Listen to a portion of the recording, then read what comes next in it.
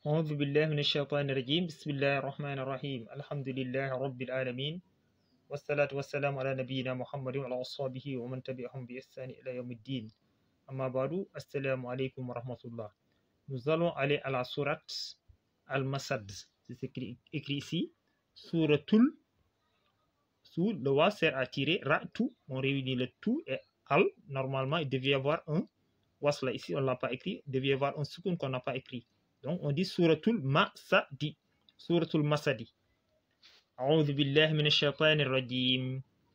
Bismillahir rahmanir rahim. Tabbat yada abi lahabin wa tabb. Tabbat yada abi lahabin wa tabb.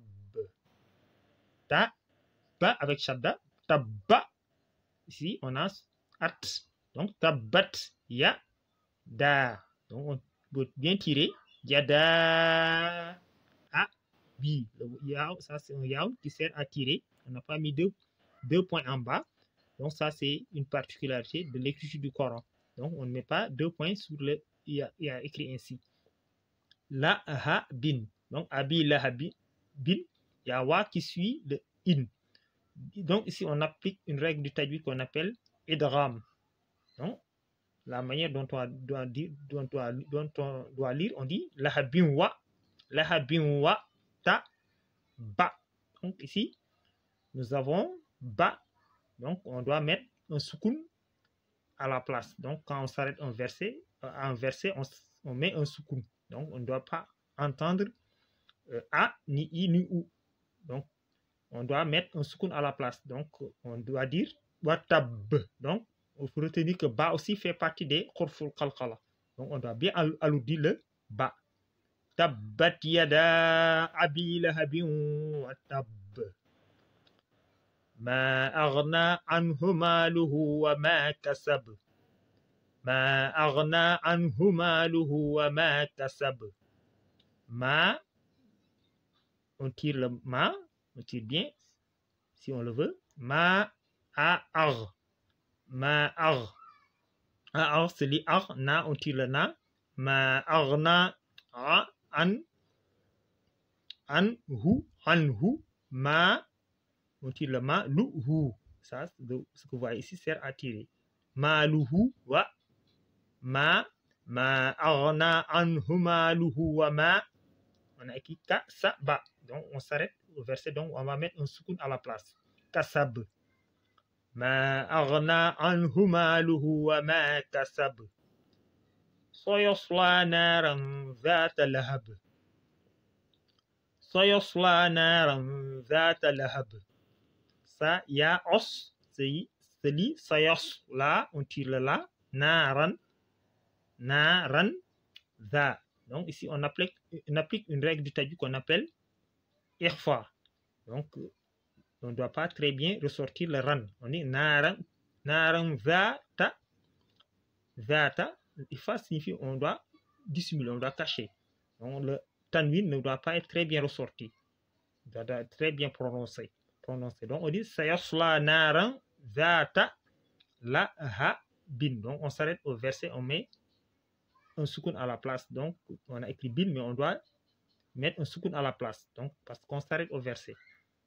Quand on s'arrête au verset, on ne doit pas entendre a, i, ou. Donc, in et ou, un. Soyasla naran zata lahab. Donc, ba fait partie des khurful qalqala. On doit bien alourdir. Soyasla naran zata lahab. Wamra'atuhu khammalatal khatab. Wamra'atuhu khammalatal khatab. Wa et am. Donc ça c'est un wasl, ça ne se lit pas. Donc wa et am, c'est li wamra'atuhu. Wamra'atuhu khamma, il y a un shadda. On doit aussi tirer. Donc khammalata. Ici on applique une règle de tajwid qu'on appelle donc runna. Donc c'est la nasalisation. Donc khamma, on a un nun avec shadda, un nun avec shadda, ça se lit ainsi. Khammalat, khammalata, ta et al. Khammalatal, khata, khata, khatabi. On dit khatab, khatab à la place. On s'arrête au soukoun, donc on va mettre on s'arrête au verset, on met un soukoun à la place. Wamra'atuhu khammalatal khatab. Fi jidiha hablum min masad. Fi jidiha hablum min masad. Fi qu'on doit tirer, ji aussi qu'on doit tirer, di ha. Fi jidiha kha'ab, c'est li hab, hablum, on a écrit hablum, mi, han, donc hablum mim. Donc ici on appelle aussi une règle du tajwid qu'on appelle idgham. Mim masad, de même qu'ici.